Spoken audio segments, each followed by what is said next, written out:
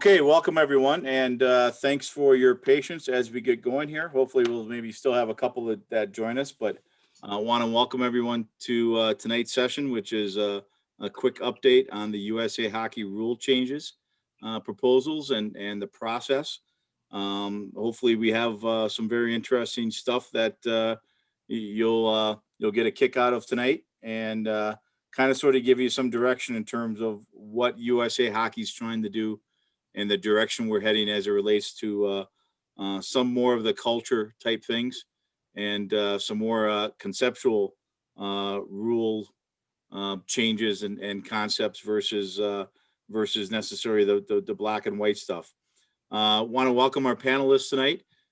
First joining us is Donna Kaufman, who is the USA Hockey Vice President with the Junior Council. She's also been involved with hockey for a number of years as a past affiliate president, board of director, and she's a current rink owner in Washington State, and has been a longtime member of the Playing Rules Committee. Our other panelist, Dave LaBuda, you're familiar with, is our national referee in chief. Also been a longtime member of the Playing Rules Committee. He chairs the Playing Rules Interpretations subcommittee, which is basically the situations that go into the casebook and a group of individuals that work on those casebook situations.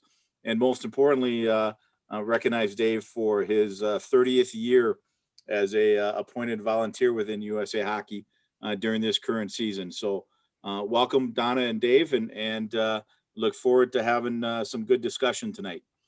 As we generally always do, we're going to start out with a poll question and learn a little bit more about our audience and what they may or may not know about this whole process.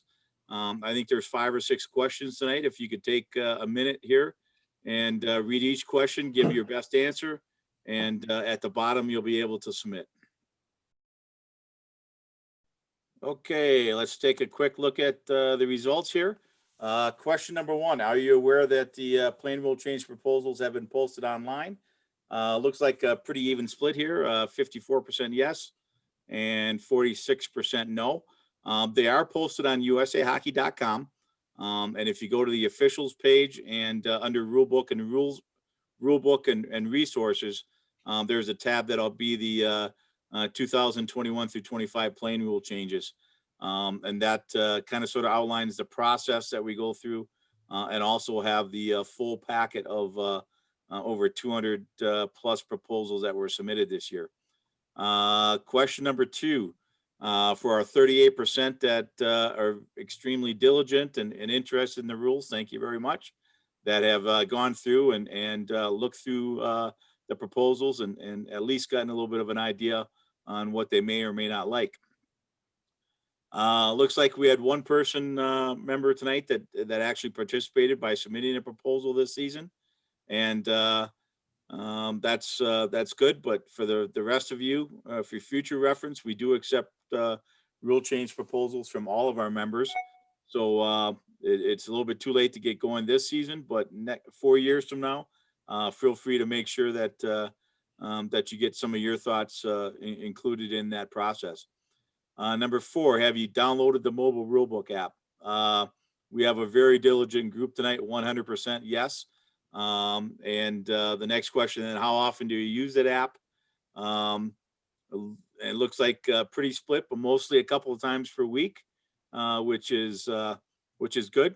And hopefully you'll find that to be a pretty valuable tool for you moving forward. Final question, if you're given the option in terms of whether you still want a hard copy of the rule book or just simply want to use the mobile app, it's 100%. You want a hard copy. That's consistent with what we've pretty much thought, and certainly have no intentions of changing that. It was more or less just us trying to get a little bit more information there. So thank you very much for sharing that information and participating in the poll tonight. So with that, before we get into a little bit more of a thorough presentation, just want to start out with a quick question for Donna. Maybe Donna, you could explain to him again what role the Plain Rules Committee plays in this rule change process.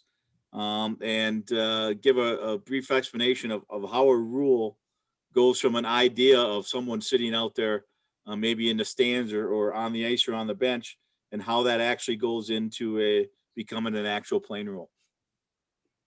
So we start with the rule book that we already have, right? So we use that rule book and this last one for 4 years. And I think that throughout the years, people might have questions, or they want to try to make it better, or they want to clarify something. When they're ready to do our rule change on November 1, before the June meeting of where we would vote on that, all those submissions are due. So like Matt said, there's about 200 different proposals that we are looking for, from ideas from all around the country, from coaches, players, parents, officials. And we get together as a rules committee. It takes about 2 days to go through each and every proposal. We look at those proposals, we decide whether or not we as a committee would approve them or defeat them. Sometimes we send them off to a specific council or section, whether it might be safety and equipment or the rink association, if it has something to do with dimensions of the rink, youth type situations, we send them off to have them weigh in on what we want to do. Once we get that process done, the rules are put up, the proposals are put up, and the board of directors in their midwinter meeting will discuss those. Amendments will be made to some of that. We clarify what we want to do, and then we put it out on the web, which you have right now, for the body to discuss locally within your different organizations and affiliate boards. And we sort of have a big discussion. And then in June, we'll vote those up or down. And then from there, they go into a rule book and get distributed. No, very good, Donna. That's a very good explanation. And as she indicated, the rules committee, really our role is to vet each one of the various proposals that come in. A lot of the discussion and the pros and cons are discussed. And from there, we'll make those recommendations. But ultimately, the recommendations go to the board of directors, and they're the ones that will make the final decision. I'm going to share my screen real quick here with some information and some of the actual proposals we're going to go through tonight. I want to start with Dave. And one of the things you'll notice is that we do have a very specific principles of rules writing that that the Plain Rules Committee uses and reviews before every session.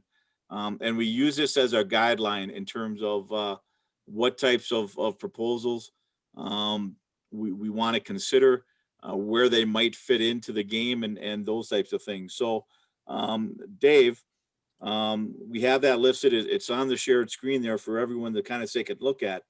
But I guess my question to you is how carefully does the Plain Rules Committee follow these principles? And are they all of equal importance? I mean, does fair play get the exact same amount of consideration as some of the exceptions or the brevity? Thanks, Matt.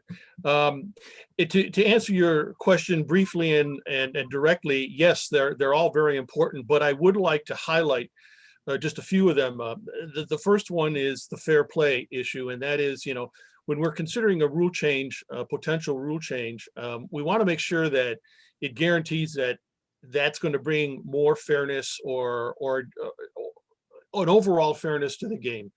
The second point is player safety. That's always going to be a concern of ours, is that if the rule being proposed is going to create a safe or safer environment based on the experience that we've had. The third one is another one that is uppermost, is adaptability. And by that, I mean, how are the participants, how are the players going to be able to adapt to this particular rule, keeping in mind that USA Hockey as an organization serves a very specific group of athletes, and that's the amateur ice hockey players. Our rule book is written with the youth player in mind, It's not like the NHL rulebook. It's not like the college rulebook. Those serve completely different constituencies where we serve the amateur youth world. And so that's another consideration that we have when we're looking at a potential rule proposal.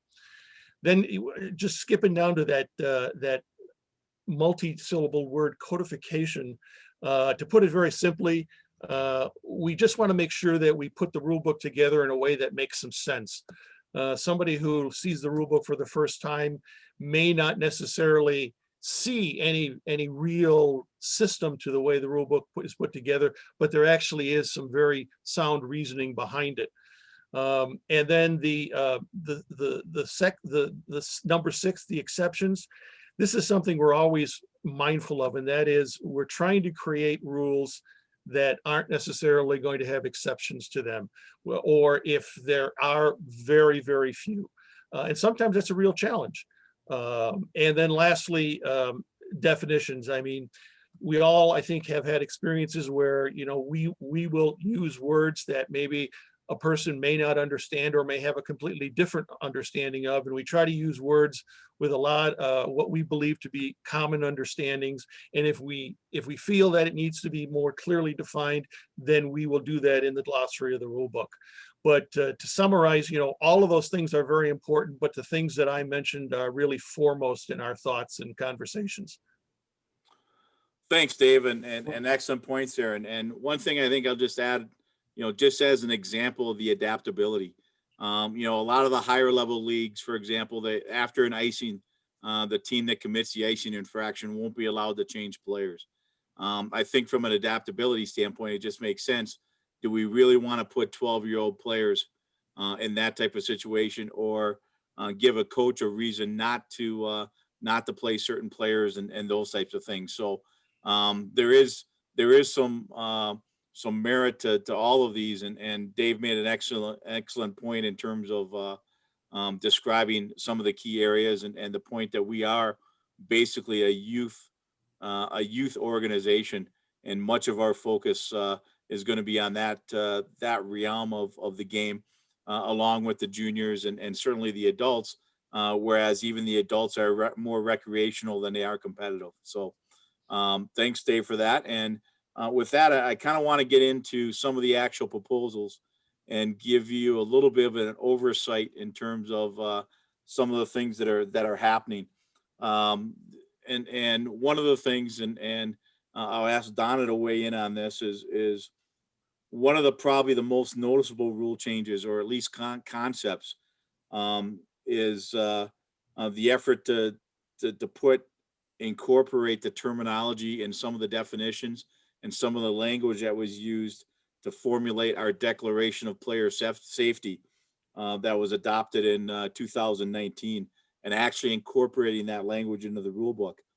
Donna, maybe you could share with the group here a little bit, what was that process like, and how important is successfully merging the rules with the declaration and helping change the culture that we're trying to accomplish with body checking? So I think when all aspects of coaching, players, administrators, rules, when we all can get to a common page, that's going to really be how we change the culture.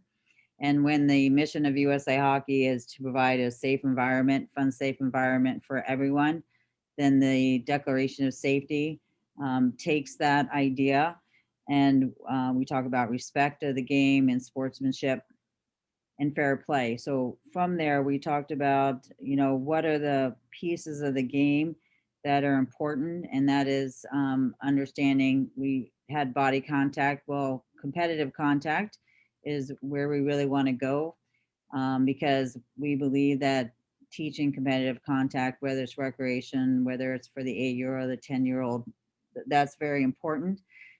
We also have body checking. We also want to look at the vulnerable and defensiveness and a late avoidable body check. So within all of those, though, now we need to talk about what and how do we define that. So within the competitive contact, you're going to talk about how do we angle, what is a collision, and we need to come up with a definition in the glossary to be able to support that in the rules.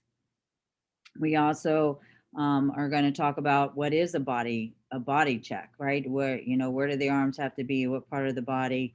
When can you have a body check? When are you allowed to have body check? Vulnerable and defensive, we have to define what that is. So we spend hours trying to work through what is it mean to be vulnerable or defenseless. So we need to define that and put that into the glossary. So these are glossary ideas. The late avoidable head. When is it late and when is it avoidable? So we also need to discuss those type of concepts and define them and put that in there. Once we get the glossary and we get it sort of defined the way we want it to be defined, now we're going to figure out in which one of the rules does that affect, right? So you'll see later on, we'll maybe go through like the charging rule or check from behind or a head contact. We're going to take those concepts and actually put them into the rules and clarify those later on in the actual playing rules. So starting with a concept, a mission, we're trying to define the ideas that go to that mission, and then we either define it in glossary or we adapt the actual playing rule to accomplish those goals. And Matt, you're on mute. Got it. Okay, thanks, Donna. And I think the important thing here is we just kind of sort of I scrolled up and down on four pretty important additional glossary definitions that are good, that are or recommended or at least proposed to be added. And these all are coming from that declaration. So a big part of changing the terminology from body contact to competitive contact is we felt that there's some confusion between body contact and body checking. So by emphasizing the competitive aspect of the contact and realizing that that is something that we want at all levels of play, even at the youngest levels, we want coaches teaching competitive contact for kids to be able to, young skaters to be able to battle and to physically engage with their opponent with a focus on winning possession of the puck. So that's the premise behind there. And then you'll see the late body check, the physical engagement, and the vulnerable defenseless. You're going to see all of those, that terminology used in some of the rules that we'll go over a little bit later, and certainly in the rules that are directly related to the Declaration of Player Safety. So in order to use that terminology, it was important for us to make sure that we did define it. The next one, and I'm going to shift to Dave here a little bit because this is something that's a little bit near and dear to him. Really, when we implemented the Declaration of Player Safety in 2019, really the only pushback that we received from our membership was a misunderstanding as it relates to the language that was in the rule and has been in the rule for a long time, related to banging the boards or kicking the boards on the bench. And to be honest, people got pretty upset about it. They didn't necessarily, disagree with the other things in the declaration, but they were pretty upset about the fact that their kids or the players couldn't bang the boards anymore. And that wasn't what the intent was. That isn't what the intent is or was. And even though that language about banging the boards under unsportsmanlike conduct has been in the rule book for about 50 years, Dave, I guess, can you tell us a little bit about how we're trying to clean that up? I do have the proposal shared here in terms of the language that's going to be used to hopefully accurately reflect what the spirit of the intent of that rule is. Well, Matt, you've described pretty well the initial reaction. I would have called it not a pushback, but a drop off a cliff by some people who really, as you said, just completely misunderstood what the spirit and intent of this rule was. And as soon as it became clear the extent to which people were basically taking a few bits and pieces of what the language was and kind of filling in the blanks to totally misinterpret the intent here. The spirit and intent of the rule from the very start was to eliminate unsportsmanlike behavior that's designed to taunt or intimidate an opponent through the celebration of an unnecessary or an illegal body check. Simply banging the boards with your stick or another object against the boards while on the player's bench is not necessarily a penalty. Listen, we certainly have no interest in, nor do we want to dismiss or penalize players who are simply acknowledging a good play, meaning a goal being scored. That's an example of a good play where, hey, absolutely celebrate the fact that your team scored a goal. But when it comes as a result of a unnecessary or an illegal body check, that's part of the whole declaration where we want to always keep uppermost in our minds the whole safety and sportsmanship approach to our game. And in all honesty, we've been drifting a little further away from that over the last few years. So the clarification did come out and was distributed, and now we're going to include that in the actual rule book. So hopefully that misunderstanding is over, and we will be able to move on from there. Okay, thanks, Dave. Moving on a little bit. The next one I want to just share with you real quickly. Well, actually, no, we're going to start out with a couple of examples of how the terminology or how some of the glossary definitions are going to fit into the actual playing rules. Just one example here: head contact with the note and the description, adding the sentence, the onus is on the player delivering the check to avoid placing a vulnerable or defenseless opponent in danger of potential injury. The other thing, and we're going to touch on a little bit later on here, is there'll be a terminology that we're adding, recklessly endangers, and replacing reference to injuries as it relates to assessing that major penalty or a major plus a game misconduct. At this point, every single major penalty as part of the proposals here is going to carry that automatic game misconduct at the youth level. And instead of whether that player is injured or not, we're going to basically try to judge the incident or the action based on what the action was and not whether there was an injury or not. So that's just a couple of examples, and we're going to touch on that in a little bit more detail later on. And just as an example, again, under the roughing rule, again, we use the terminology vulnerable, defenseless. We add language that deals with a late avoidable check, okay, which is the late body check, and you've seen how we've defined that. We've added language dealing with the focus of the body check is to win possession of the puck or to gain possession of the puck. So therefore, if the player is delivering a check and the stick's not below the knees, there's not much in an effort to gain possession of the puck into that circumstance. So that now coming from the declaration, there's a proposal that incorporates that language under the roughing, under the D subsection there. And then also you saw the definition for physically engaged.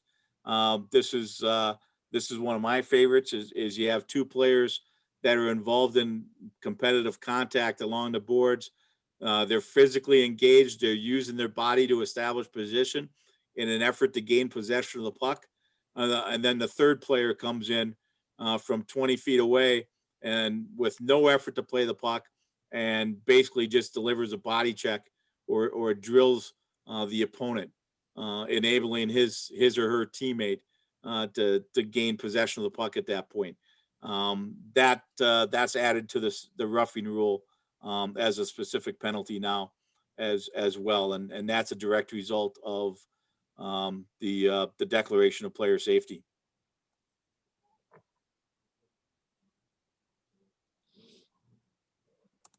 Okay, one of the other things that came out of the Declaration of Player Safety, so to speak, is a need to probably establish a third level of involvement with the puck.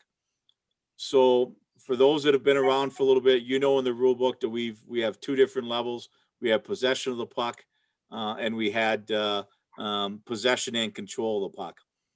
We're gonna make an effort here to simplify this whole process, and acknowledging the fact that as long as under the declaration and some of the language that's going to be used as it relates to body checking, that in order to be eligible to be body checked, the player must have control of the puck, is we've determined that we really need three different levels of involvement. So the first level is just going to be contact with the puck. That's like a deflection. There's never gain possession, never gain control. And essentially the player who is in contact with the puck is not going to be eligible to be body checked and or is eligible to be engaged in competitive contact. The second level is basically new language for possession of the puck. And that's where that player is trying to gain possession. They place their stick on the puck in an effort to establish control or to deliberately direct the puck at any point. And that player is trying to maintain or trying to establish control of the puck, but may or may not have gotten to that point where they have complete control yet.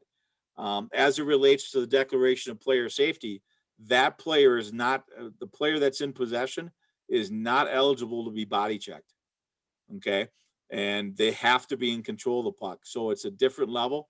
And the other thing is when that player who is delivering the body check, and as long as they are attempting to gain possession of the puck, it means they're eligible to engage in that physical competitive contact and or to deliver a body check with that focus being on gaining possession of the puck. They don't have to gain immediate control, but they do need to be making an effort to gain possession. And then finally, control or possession and control becomes just control of the puck.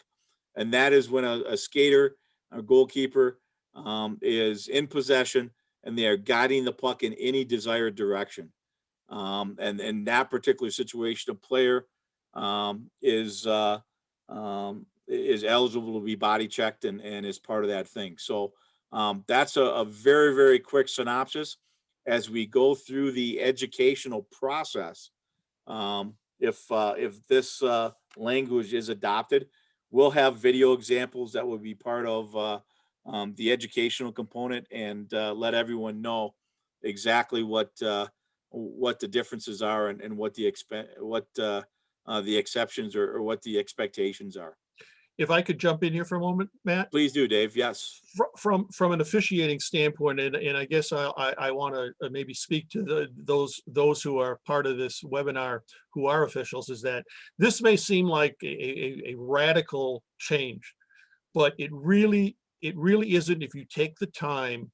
If this passes, and keep in mind this still is in the proposal stage, but if this passes, if you take the time to read the language and understand the concepts that Matt just explained, and as Matt said, there'll be educational materials about this. It makes a lot of sense, and in many ways, it makes it easier for officials to manage the game, because it much more clearly defines who is and is not eligible to be checked, or to have body contact, body checking. That's all I wanted to add, because I know this discussion has been going on for several years, and quite frankly, it's been tossed around many times in many different conversations, and we believe we finally came up with the right way to approach and implement this change.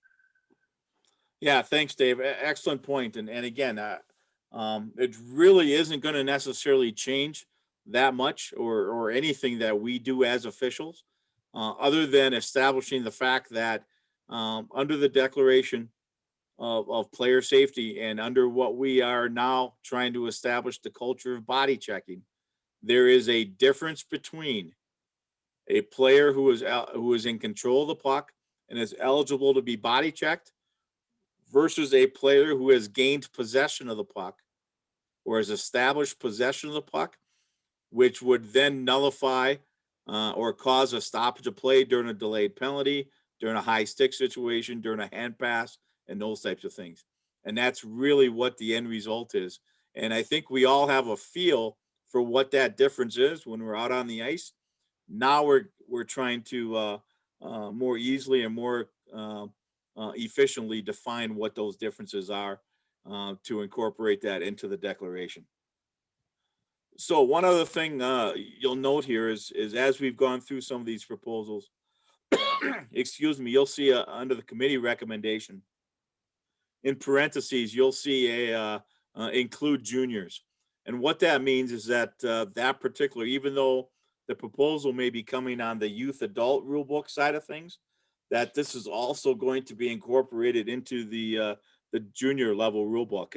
And that leads me to a question for Donna is, you know, how do we best balance the desire to have consistency in the rules with the reality of meeting the needs of the different levels of play, and specifically in this case, the junior level and what the junior council may or may not be looking for as it relates to their rules and their product versus what we might be doing at the youth side of things.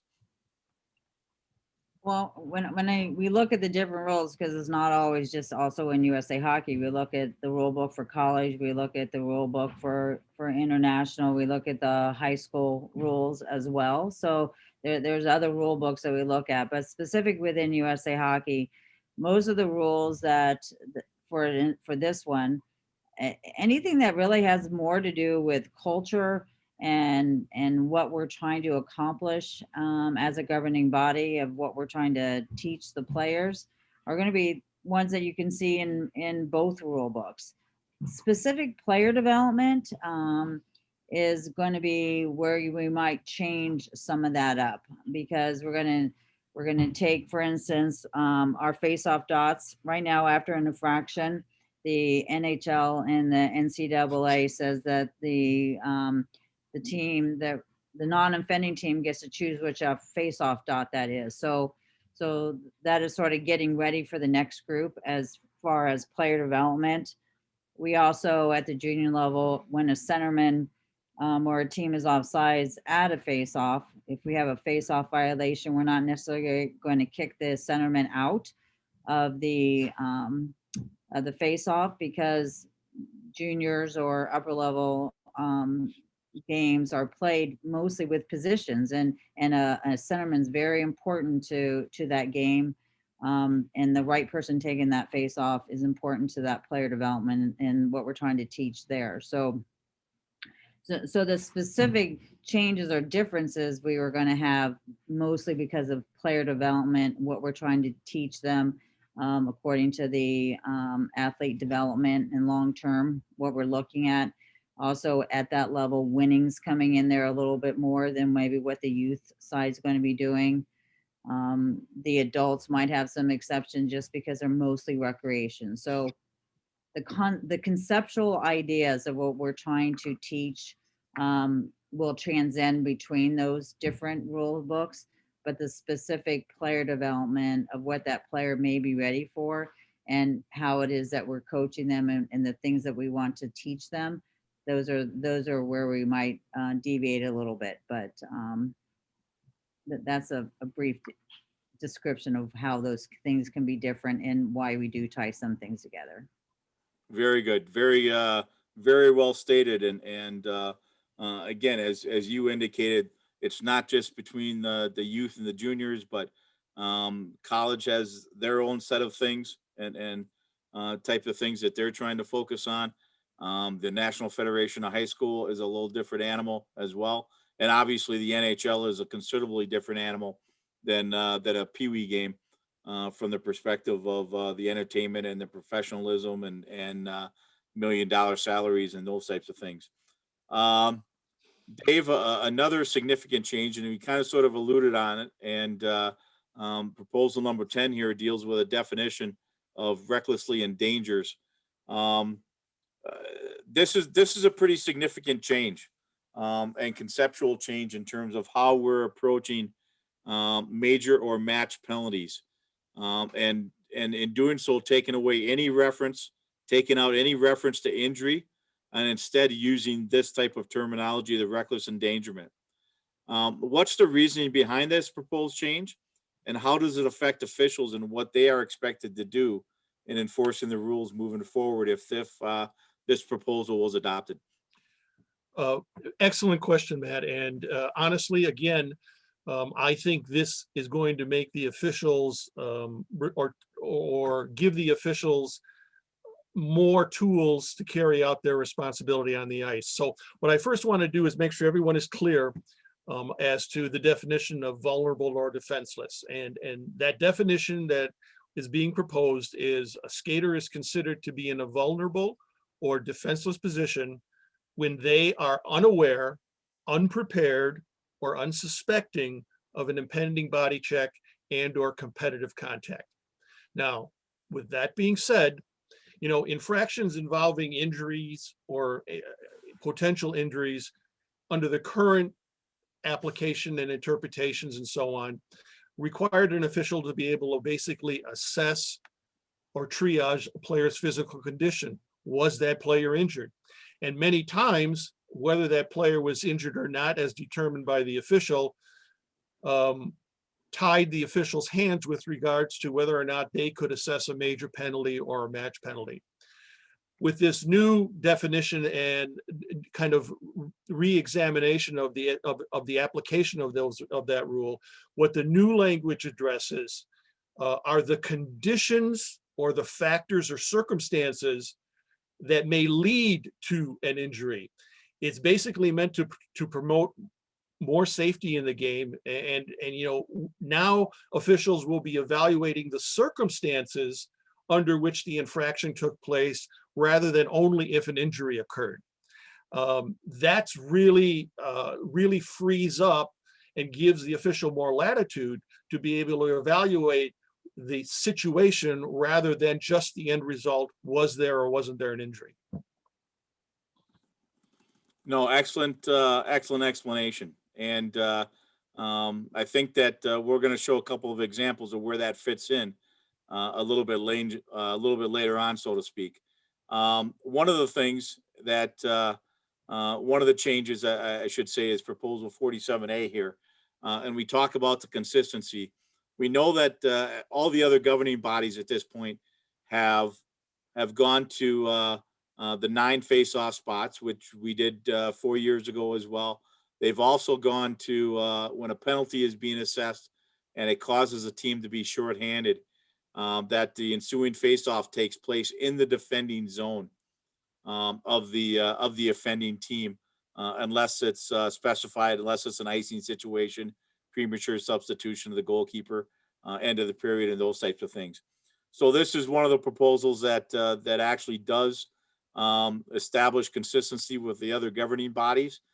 Just to give you one example of how the committee looks at some of these things, and the fact that we do take that particular portion of it very seriously.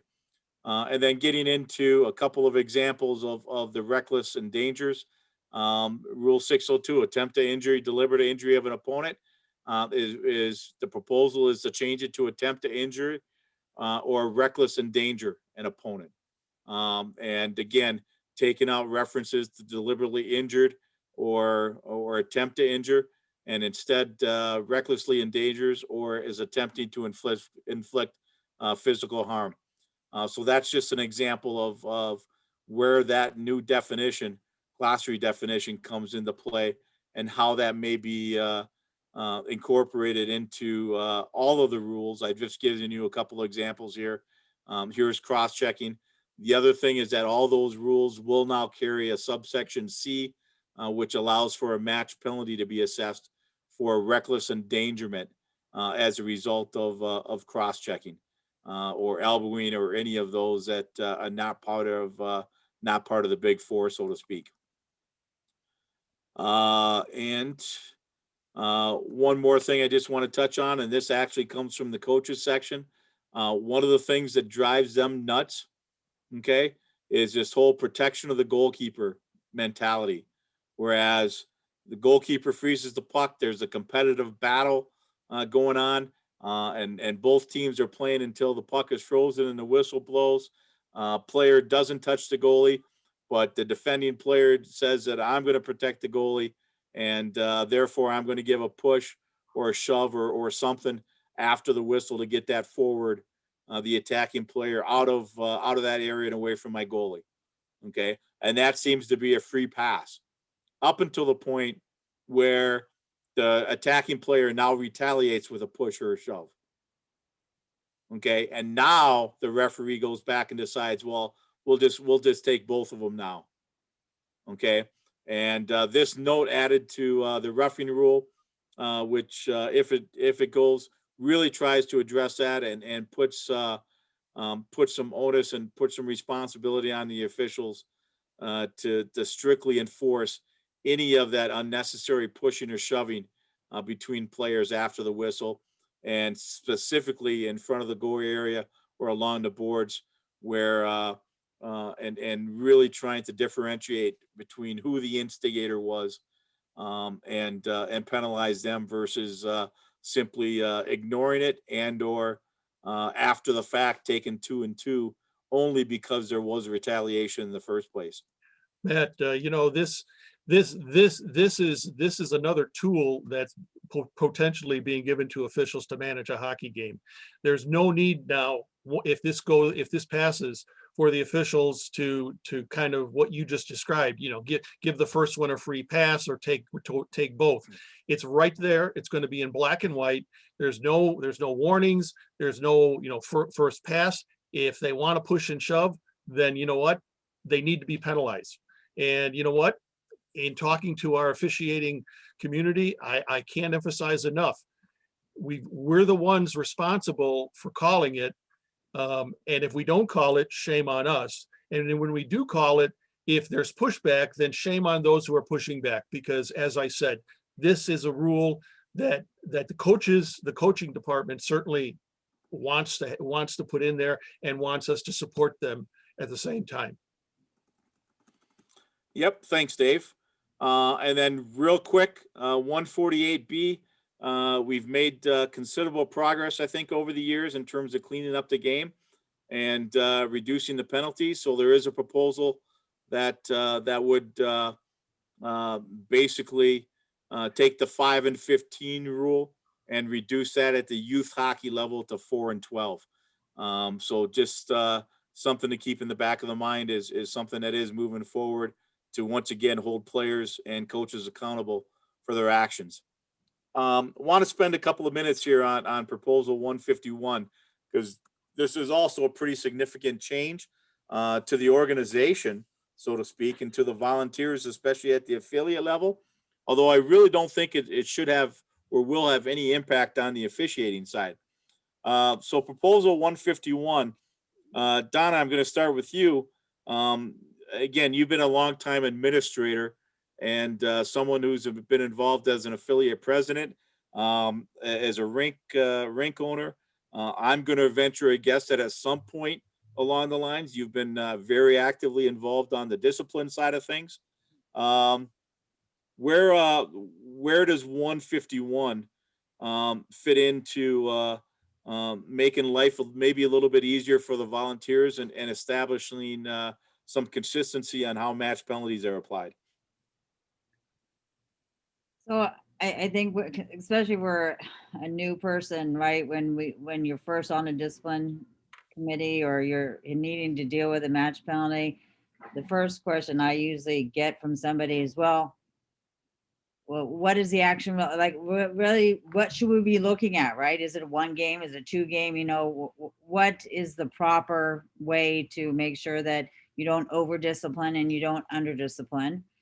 The other issue is that you might have one organization say that this incident happened and they get one game and another organization has a different opinion, and you're probably looking at 8 games or 10 games, depending on where you might be, because there's just not a standard.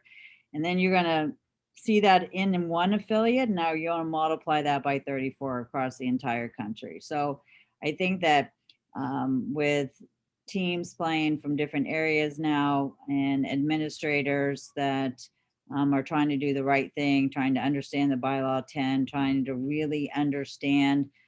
Once again, I'm going to go back to that culture of what we're trying to teach and what we want to get across to the players and to the coaches and anybody really involved, that there are just some things that we don't want to have in our game. So if you're getting a match penalty for boarding or butt ending or charging, you've already gone past either a 2-minute or a 5-minute major, and we've moved that all the way to match. So it's a serious behavior that we just don't want in the game. And this is a way for us to say to the administrators out there, this is what we believe is a proper suspension for that kind of behavior. And it helps those local associations or the affiliates be able to say, okay, this is the sort of the even playing ground across everybody. We don't need to, have the Smiths and the Joneses and trying to keep up with everybody. This is what we believe is a proper suspension for those kind of actions. And we keep it still at the affiliate level because the proper authority is the local level. But we're just giving them a starting point. And if the player or coach wants to ask for a hearing, they still have the ability to do a hearing. That committee still has the ability to add to that, increase it if they still want to. But this is sort of a beginning ground that we believe will help take some of this kind of dangerous and unsafe behavior out. And Dave, how does this affect officials, if at all? Well, first of all, I agree with everything that Donna has said. And as you said, Matt, it doesn't directly affect officials, but what I believe it does do is it brings another level of understanding and seriousness to the match penalty. And hopefully, officials will see this as another support mechanism for the job that they do on the ice.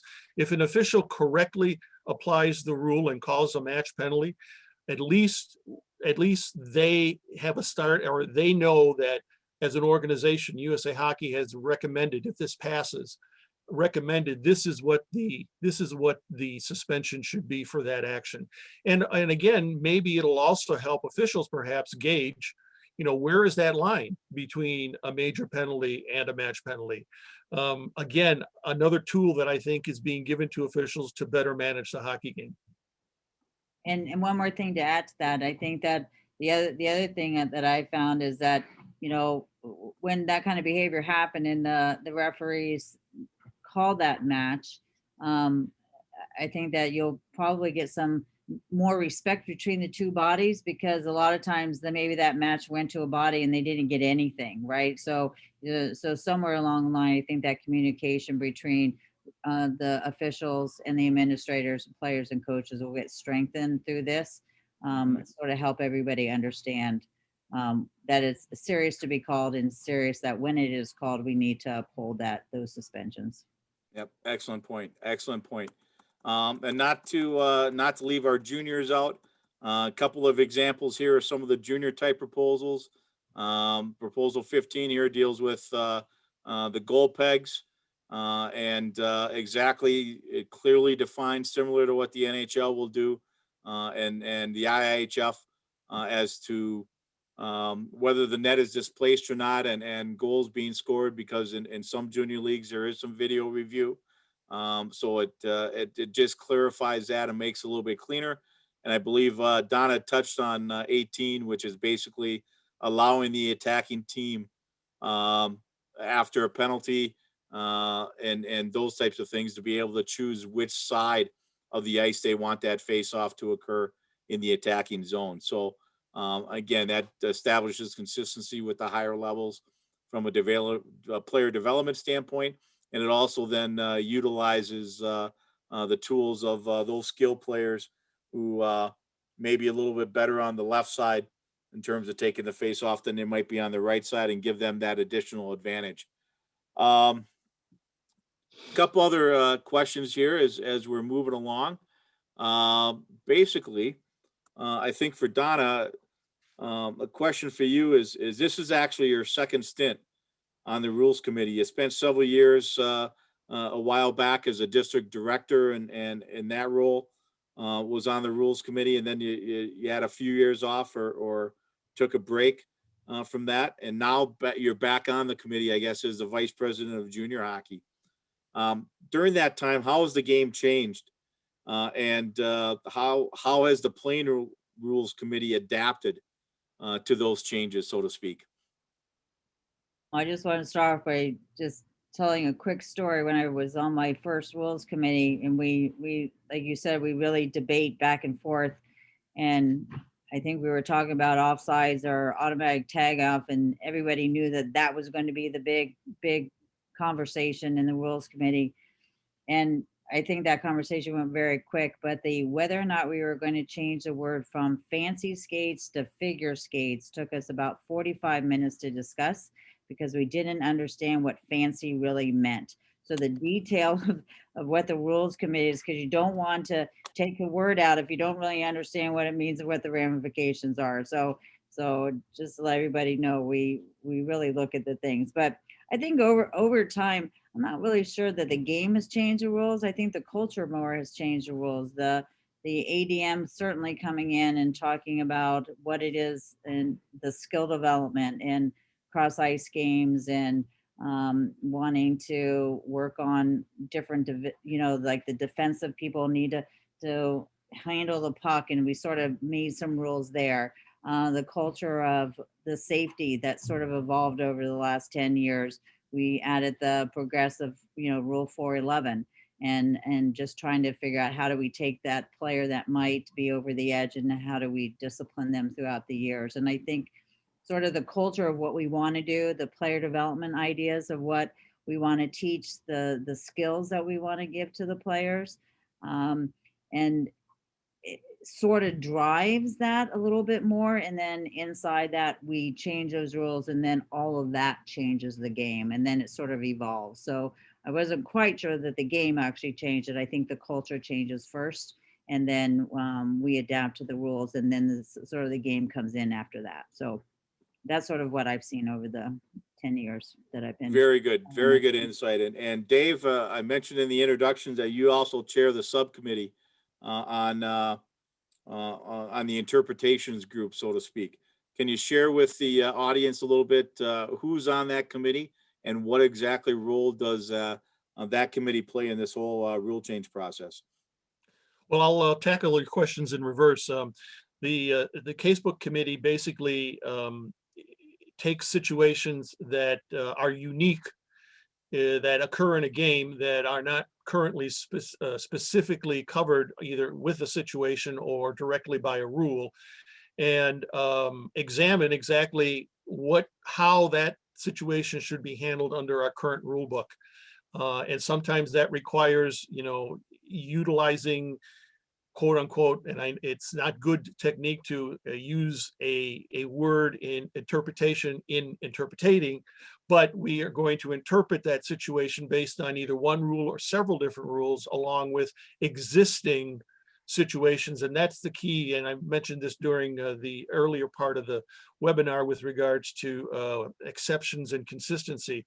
We try very hard when we're developing new situations to make sure they're consistent with not only the current rule book, but also any existing situations that are in the case book. The members of that committee are Mark Wilkins, who's a retired district RIC and an NCAA official, also retired. Dennis LaRue, who's a retired NHL referee and an affiliate president, I believe, on the West Coast somewhere. And Jack Witt, who's on the rules committee, as well as the Michigan coach in chief. Scott Zelkin, who's the manager of the junior development program. Matt Leaf, and myself. Those are the people who comprise the casebook committee, and we will take situations under advisement when they fit the criteria I mentioned earlier. Okay, thanks, Dave. We got a couple minutes left, so let's have a little bit of fun here. Donna, what's your favorite proposal or concept? What's the one thing that you can 100% get behind and really hope that that it passes because of the impact it's going to have on the game? I'm gonna give you two, 'cause I already gave you one, but I'm gonna give you two. The concept of the recklessly endangers. I think that trying to have officials determine whether or not an injury really has occurred, they're not doctors, they're officials. They should be calling the game and being able to recognize the behavior that it recklessly endangers. That's really what we should be calling. And I want to call attention to the rule that would take the minutes, penalty minutes down, depending on size of game or how many minutes are in a game. The 2-minute penalty for an NHL game is not necessarily something, we should adapt that to the 1-hour 10U game and really understand the percentage of penalty time. And I think that helps with development better as well. Okay, very good. Dave, same question. Just to put it in perspective, we had 160 major playing youth rule changes and 40 junior rule changes. And so from that group, I picked one, which is you cannot ice the puck whenever, just because you're shorthanded and you received a penalty. I think it needs to go across the board to all age groups and all age levels. Okay, very good. And that one certainly is going to have some fairly significant discussion, I think, between now and then. But the Playing Rules Committee at this point is behind the concept of making that rule consistent across all youth levels. The adults kind of sort of do their own thing, and obviously the juniors are in a little different situation with the hybrid icing as well. Okay, last question then for both of you. Donna, what's the one proposal that that was submitted that you just can't wrap your head around, and just don't see it as being part of the game? So it's a junior proposal where they want to mandate the 4-man officiating crew, and our leagues pretty much govern their things, and we're just not ready to mandate a 4-man crew at that level. So every year we add more. Every year we have more games that get there, but we need to get the referee. We need to get everybody understanding how that system works and have trained 2 refs. So that's the one I can't get there yet. Okay, very good. And Dave? We had a proposal to change the situation where a player receives, let's say, give an example, receives a minor penalty plus a misconduct penalty that normally would require to put two players in the box, that the opposing team be allowed to pick the player that serves the misconduct penalty, not the team that was actually assessed the penalty. Okay, that certainly could be interesting at the 10-year-old level, and if it were adopted, but I don't think it's going to come out of the Playing Rules Committee for sure. Okay, got to finish up here. We're at 7 o'clock, so want to do my obligatory plugs here that BJ makes me do every single time. The upcoming schedule obviously is coming up tonight. We have the rule change update. Next week, as part of our USA Hockey week across America, which has always been a great week where we celebrate the sport. NBC gets involved with their NHL broadcast. Normally, we have an opportunity to work with the NHL officials and have some of our younger officials in each one of the NHL markets go to a game, spend some time with the NHL guys, and do a little meet and greet and those types of things. Obviously, under the circumstances with the COVID, we're unable to do that.